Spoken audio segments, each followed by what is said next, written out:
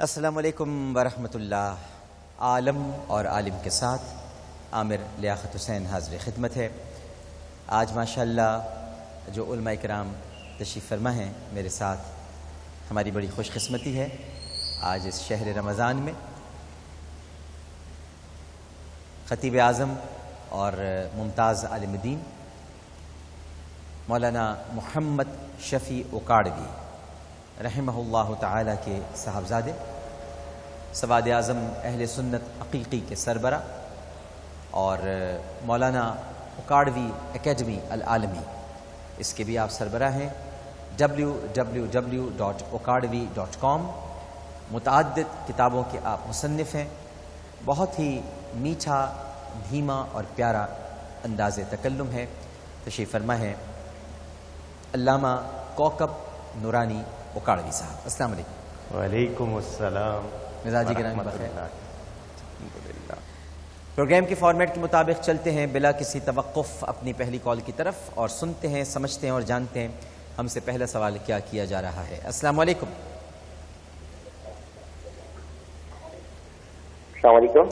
جی وعلیکم السلام، کون صاحب بات کر رہے ہیں؟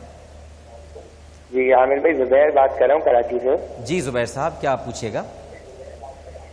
عامر بھائی، آپ پہلے تو آپ کی بہت تعریف کرنی تھی، آپ بہت اچھا پروگرام کر رہے ہیں، اور ایک سوال کرنا تھا۔ جی جی بالکل کیجیے۔ جی عامر بھائی، سوال یہ ہے کہ میرے والد، ہم آپ کو تقریباً جب آپ نے نیا عالم آن لائن شروع کیا تھا آج سے 9-10 سال پہلے، تب سے کال ملا رہے ہیں، آج ملی ہے آپ کی کال۔ اور عامر بھائی بات یہ ہے کہ میرے والد صاحب جو ہیں وہ کام نہیں کرتے ہیں نا، بہت سست ہیں، لیزی ہیں کام میں۔ میری امی نے بات کرنی تھی، وہ آپ سو گئی ہیں، کال ملا کے تھک چکی ہے نا، تو وہ کام نہیں کرتے ہیں، اور ان سے کوئی بھی بات کرو کہ بھائی اب ضرورت ہے، یہ کرنا ہے، کوئی کام ہے، تو وہ آگے سے کہتے ہیں صبر کرو اللہ کرے گا، صبر کرو اللہ کرے گا۔ تو کل ہم آپ سے ملنے بھی آئے تھے افطار کے بعد، لیکن آپ سے ملاقات نہیں ہو سکی۔ آپ سے ملنا بھی چاہ رہے تھے کہ اس حوالے سے اور مزید بات کریں، تو آپ اس کے بارے میں کچھ بتائیں، ہم کیا کریں؟ ان سے کوئی بھی بات کہو کام کا تو آگے سے کہتے ہیں کہ جی صبر کرو اللہ کرے گا، صبر کرو اللہ کرے گا۔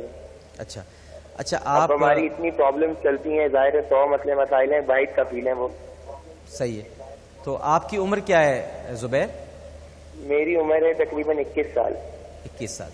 اچھا، ایک تو یہ ہے کہ آپ ضرور جب آنا چاہیں آپ آج بھی آ سکتے ہیں، آپ آ جائیے گا امی کو لے کر۔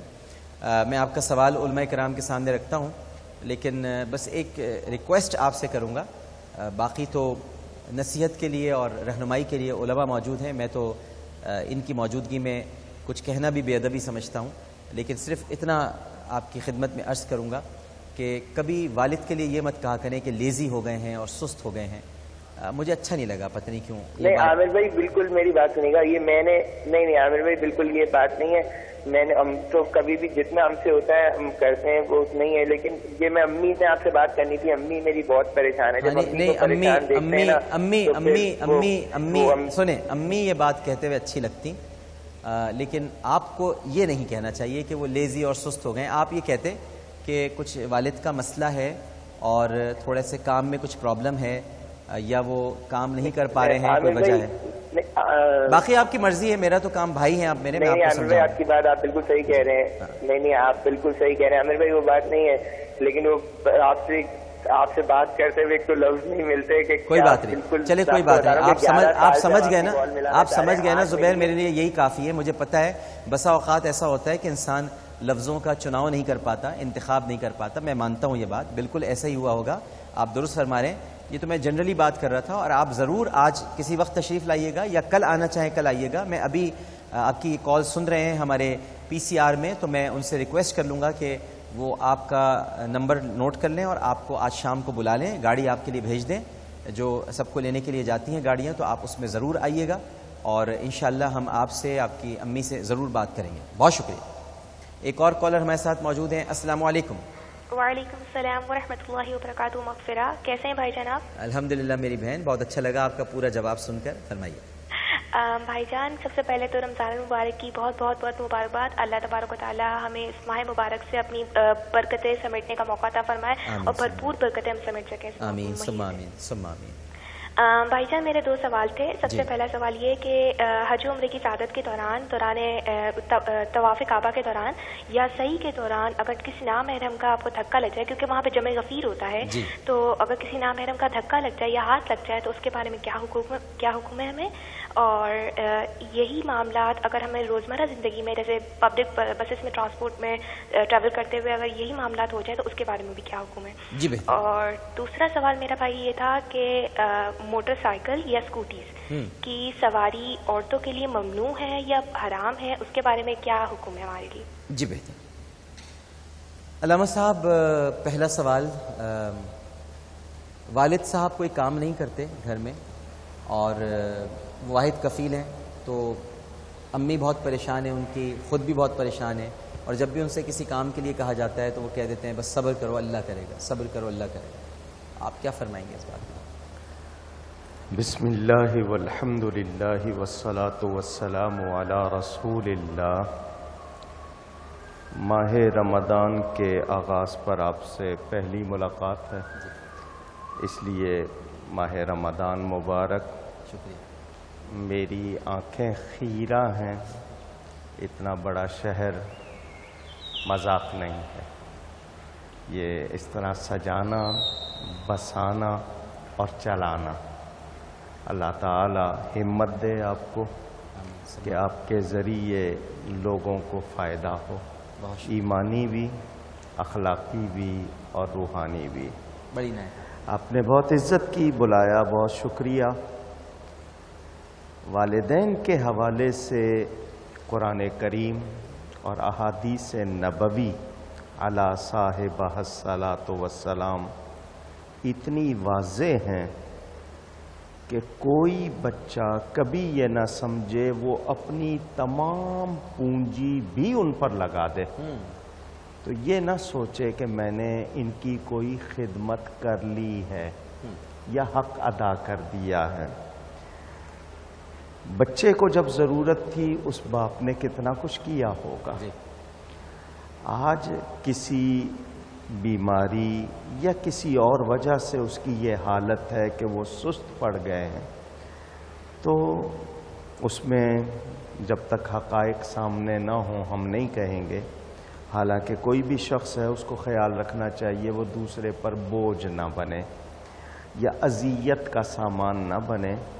لیکن بحیثیت فرزند کے آپ کا مشورہ بہت مناسب تھا ان کو کہ وہ ان کے لیے ایسے لفظ نہ کہیں، اور جتنی خدمت ہو سکے کریں. اور جہاں ایسا مرحلہ ہو کہ کچھ سمجھ آتی ہو کہ ان کا کون سا دوست ہے جو ان کو سمجھا سکتا ہے یا کس کی بات ان پر اثر کر سکتی ہے، تو اس کے ذریعے ان کے تک صحیح بات پہنچائیں، لیکن شکایت نہ کریں.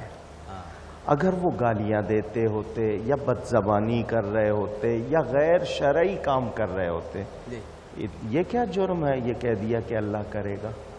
ایک طرح سے دعا ہے اس کے لیے کہ اللہ تعالیٰ کام کر دے گا.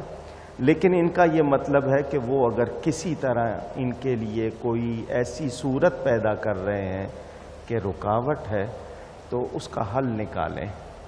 ان کی شکایت نہ کریں، حل نکال کے ان کو اس طرح لائیں کہ وہ زندگی میں شامل ہو جائیں اور خدمت میں کوتاہی نہ کریں. بالکل. حج کے دوران یا عمرے کے دوران جب طواف کا وقت ہوتا ہے، طواف کے لیے جاتے ہیں، تو ظاہر ہے کہ وہاں اتنا رش ہوتا ہے کہ یہ معلوم نہیں ہو پاتا کہ کب کس سے ٹکرا جائے آدمی، اور یہی صحیح کا عالم بھی ہوتا ہے جب بہت زیادہ رش ہوتا ہے. ہماری بہن پوچھ رہی ہے کیا یہ پھر ہم کیسے بچیں اس سے؟ یہ ہمیں بڑا اس سے مسئلہ ہو جاتا ہے. کعبۃ اللہ میں جا کر ایک بندہ احرام کی حالت میں ہوتا ہے، مرد، عورت نام ہی چھپانے کا، وہ ملبوس ہوتی ہے. جان بوجھ کر کسی کو مس نہ کرے، اور عورت کے ننگے بدن پر ہاتھ لگتا ہے تو بہت زیادہ جرم ہے. ٹکرانا، اس کے ذہن میں رہے کہ میں ہوں کہاں. یہی ایک بہت بڑی تربیت ہے دنیا میں رہنے کی، وہاں جا کر سیکھی جاتی ہے کہ اختلاط ہے معاشرے میں، لیکن یہاں پر تمہیں احساس ہے کہ اللہ کے گھر میں ہو. تو لازمی بات ہے طواف جب رکھا ہے شریعت نے، سعی رکھی ہے، تو کسی حد تک ضرور ٹکرانا ہوگا، لیکن ننگے بدن کو اگر چھو رہا ہے یا جان بوجھ کر چھو رہا ہے تو وہ تو ویسے ٹکرانا ہو جائے گا۔ اور رہی حجر اسود کی بات، عورتوں کا بھی حق ہے، لیکن جب اژدہام ہو، مطلب موقع ملتا ہے آسانی سے تو کریں، رش میں احتیاط کریں۔ جی وہ رش کا ہی بتا رہے تھے کہ رش میں بڑی احتیاط کریں، لیکن وہاں ایک سبق مل رہا ہے۔ جی یہ سبق لیں کہ ہم اللہ کے گھر میں ہیں، نظریں نیچی رکھنی ہیں، ان کو ٹکرانا نہیں ہے، تو یہ سبق پوری زندگی کے لیے۔ بالکل ٹھیک ہے۔ ربنا لک الحمد یا ولک الحمد۔ ڈاکٹر صاحب، عربی کا قاعدہ ہے لفظوں کی زیادتی معنوں کی زیادتی پر دلالت کرتی ہے۔ ربنا ولک الحمد کہیں گے ثواب اور زیادہ ہو جائے گا، اللہم ربنا ولک الحمد کہیں گے اور زیادہ ثواب ہو جائے گا۔ تو یہ نہ سمجھیں کہ اس میں کوئی غلطی ہے، بلکہ جتنا بڑھائیں گے اس کے بعد حمدن کثیرن طیبن مبارکن کہیں گے، تو اس کے لیے تو روایت ہے کہ ایک صحابی نے ایسا کہا، حالانکہ حضور نے سکھایا نہیں تھا، تو فرمایا 30 فرشتوں کو دیکھا کہ وہ لپکے ہیں تمہاری طرف، تو یہ کس نے کہا تھا؟ تو یہ بہت مبارک ہے، یعنی اس میں یہ نہ سمجھیں کہ کوئی عیب ہے، بلکہ یہ تو برکت والی بات ہے۔ لیکن جماعت کے ساتھ نماز پڑھ رہے ہیں اور امام ہے اور آپ پڑھتے جا رہے ہیں، اس نے آگے تکبیر کہہ دی ہے، تو اس وقت جاری نہیں رکھیں گے، تنہا نماز میں کریں، بہت زیادہ۔ ناخن کتنے بڑے ہونے چاہیے خواتین؟ ڈاکٹر صاحب، ہمیں شریعت نے جو چیزیں، کچھ چیزیں فطرت سے بتائی ہیں، ایک روایت میں 5 چیزیں ہیں، ایک میں 10 چیزیں کہ یہ فطرت سے ہیں، اس کے لیے تو فتوے کی ضرورت ہی نہیں ہے، اس کو آپ کتنا بھی صاف کریں جرمز نہیں جائیں گے، ٹوٹنے کا خطرہ الگ ہے، اس کی تکلیف کتنی ہوگی۔ تو ناخن جتنے کاٹنے کا حکم ہے وہ مرد ہو یا عورت کاٹنے چاہیے، یہ کہیں گنجائش نہیں ہے کہ عورت جو ہے وہ ناخن تھوڑے سے بڑھا کے رکھے، ایسی کوئی بات نہیں ہے۔ کیوں؟ اس میں دونوں بہتریاں ہیں، صفائی بھی ہے، جس طرح مونچھیں ہیں کہ لبوں سے نیچے نہ آئیں، آپ کتنا صاف کریں گے، بالوں کے جرمز کسی نہ کسی طرح آپ کے منہ میں جائیں گے، تو ناخن اس کے صاف بھی نہیں ہوں گے، اس کے لیے طبی طور پر بھی، اور پھر ٹوٹ جانے کا خطرہ ہو جاتا ہے۔ اور یہ چیزیں چونکہ فطرت سے ہیں تو حکم ہے، لہٰذا مرد و عورت دونوں کو کاٹنے چاہیے۔ ایک بار آپ نے بڑی اچھی بات کی تھی ناخن، میں نے کہا تھا کہ بڑھاتی کیوں ہے، کیا نوچنے کے لیے؟ آپ نے کہا تھا کہ تھوڑے سے بڑے، تو میں نے کہا کیا نوچنا ہے انہوں نے۔ جاب بھی کرتی ہیں ہماری بہن اور بڑی ذمہ داریاں ہیں ان پر، بچے بھی بڑے ہو رہے ہیں ان کے، بہت محنت کرتی ہیں، تھک ہار کر آتی ہیں، جی بھی چاہتا ہے ان کا روزہ رکھنے کا، لیکن بتاتی ہیں کہ میں اتنی تھک جاتی ہوں کہ میں اس کو صحیح طرح سے ادا نہیں کر پاؤں گی، اور جی بھی بہت چاہتا ہے۔ تو اب وہ پوچھنا یہ چاہ رہی ہے کہ کوئی راستہ ہے ایسا کہ میں کیا کروں، کہ سمجھ میں نہیں آ رہا۔ ڈاکٹر صاحب، ایک جملہ ناظرین کے لیے مفتی صاحب کے جواب کا واضح کرنا چاہتا ہوں۔ لوگ لفظ مکروہ سن کے یہ سمجھتے ہیں کہ کوئی فرق نہیں پڑتا، وہ مکروہ کو بہت ہلکا لیتے ہیں۔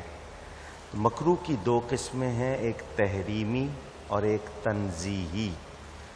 ٹھیک ہے کہ تنزیہی سے کوئی بہت نقصان نہیں ہوتا، لیکن اس کو اختیار کرنا یہ آپ کو غلط کی طرف لے جاتا ہے، تو مکروہ کو ہلکا نہ سمجھا کریں کہ ٹھیک ہے مکروہ ہے تو کرتے رہو، ایسی بات نہیں۔ جب مکروہ ہے، مکروہ کے معنی ہی ناپسندیدہ کے ہیں، اور تحریمی ہوگا تو وہ حرام کی طرح ہے۔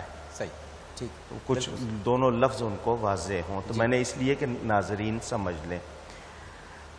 ان خاتون کے جواب میں یہ عرض کروں گا کہ روزے کو چھوڑنے کے جتنے عذر بیان ہوئے ہیں قرآن میں، حدیث میں، اور قرآن و حدیث کو سامنے رکھتے ہوئے فقہا جو دین کو سمجھتے ہیں، ان میں یہ عذر نہیں ہے، یہ عذر نہیں، یہ عذر شرعی نہیں ہے۔ ٹھیک، حدیث شریف میں یہاں تک آتا ہے کہ لوگوں کو اگر وہ مزدوری کرتے ہیں تو ان کے لیے آسانی کر دو، مطلب 8 گھنٹے کی جگہ 5 گھنٹے کام لے لو، ان کے لیے آسانی کرو۔ ہمارے ہاں دفاتر کے ٹائم بدل دیے جاتے ہیں۔ اب وہ خاتون یہ بتا رہی ہیں کہ صرف ان کو تھکن ہو جاتی ہے، ان سے برداشت نہیں ہوتا۔ اگر ایسا عذر ہو کہ وہ رکھ نہ پائیں، یا اس سے ان کی ہلاکت کا ڈر ہو، یا ایسی بیماری کا ڈر ہو کہ بیکار ہو جائیں، تب تو میں کہوں۔ اب میں ان سے یہ کہوں کہ آپ اس وقت نہ رکھیں، کسی اور موسم میں رکھ لیں، تو رمضان کے ایک روزے کا بدل تمام عمر بھر کے روزے نہیں ہو سکتے جو غیر رمضان میں ہوں گے۔ یعنی روزہ ایک مرتبہ قضا کر لیا تو ساری عمر روزہ رکھیں رمضان کے سوا، وہ اس رمضان کے روزے کا بدل نہیں ہوگا۔ صحیح، اتنی فضیلت ہے۔ تو وہ کوشش کریں کہ اپنے کام میں کچھ ایسی ترتیب بنا لیں کہ ان کے لیے آسانی ہو جائے۔ اور اگر یہ سمجھتی ہیں کہ جی گھر والوں کو کھانا ہی نہیں ملے گا، ان کے کام میں چھوڑنے سے یہ روزہ رکھیں گی اور گھر والے سب کے سب بھوکے رہ جائیں گے، کوئی صورت نہیں ہوگی، تو اس میں رعایت رخصت کی آئے گی، قضا پھر کرنے ہوں گے۔ ٹھیک، صحیح، بالکل صحیح۔ اگر مفتی صاحب میرے جواب سے متفق ہوں۔ ٹھیک، میں بہت شکر گزار ہوں علامہ ڈاکٹر کوکب نورانی اکاڑوی صاحب آپ کا۔ میں بہت شکریہ ادا کرتا ہوں ڈاکٹر صاحب، میں آپ کی کاوشوں کی، آپ کی جرأت کی، آپ کی ہمت کی، اور میرے دل سے صرف دعا ہے اللہ آپ کی حفاظت کرے اور آپ کامیابی سے اس کو پورا کر لیں۔ گفتگو میں مجھ سے کہیں کوئی غلطی ہوئی ہو، اللہ کی بارگاہ میں توبہ کرتا ہوں۔ اس کے ساتھ ہی عالم اور عالم سے عامر لیاقت حسین کو اجازت دیجیے۔ ٹرانسمیشن سے بھی رخصت کی اجازت چاہتا ہوں۔ پروگرام پیش کرتے ہوئے کوئی غلطی، کوئی سہو تو اپنے رب کے حضور معافی کا خواستگار اور توبہ کا طلبگار ہوں، یا میری کسی بات سے آپ کا دل دکھا ہو یا طبیعت پر گرا گزری ہو تو مجھے معاف کر دیجیے گا۔ ملتے ہیں آپ سے افطار میں انشاءاللہ اس اپنے پن کے ساتھ کہ اپنا بہت خیال رکھیے گا۔ اللہ حافظ۔